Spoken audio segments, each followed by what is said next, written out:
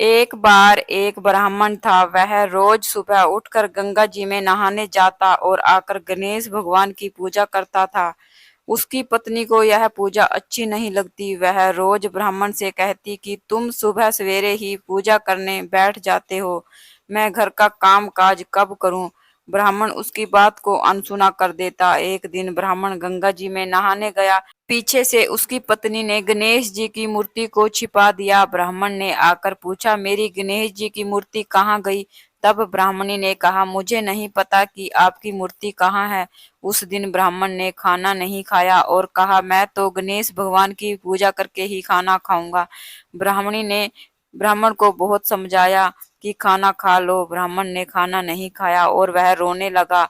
दोनों को लड़ते झगड़ते देखकर गणेश जी की मूर्ति हंसने लगी। तब ब्राह्मणी ने गुस्से में आकर कहा, तुम्हारी मूर्ति वहां पड़ी है। मूर्ति के मिलने पर ब्राह्मण ने गणेश भगवान की पूजा की। प्रसन्न होकर गणेश भगवान बोले, मेरी सेवा करते करते तुम्हें बहुत दिन हो गए, जो चाहिए तुम मुझसे मांग लो। ब्राह्मण ने कहा, अन्न मांगू, धन मांगू, जितना दुनिया में है सुख सारा मांगू। तब गणेश जी ब्राह्मण को वरदान देते हुए वहां से अंतर्ध्यान हो गए। उसके बाद ब्राह्मण गणेश जी की मूर्ति को मंदिर में रखकर पूजा करने लगा।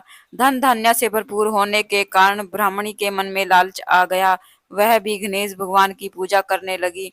उसके बाद ब्राह्मणी ने ब्राह्मण से बोलकर गणेश जी की मूर्ति को घर में ही स्थापित करवा दिया और वह भी गणेश भगवान की पूजा करने लगी। इस प्रकार दोनों पति पत्नी बहुत प्रेम से गणेश भगवान की पूजा करने लगे।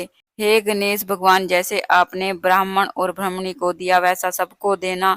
कहानी अधूरी हो तो पूरी करना, पूरी हो तो मान करना। बोलिए गणेश भगवान की जय। अगर आपको गणेश चतुर्थी से अनंत चतुर्थी तक अलग अलग कथा चाहिए तो आप मेरे चैनल को सब्सक्राइब कीजिए।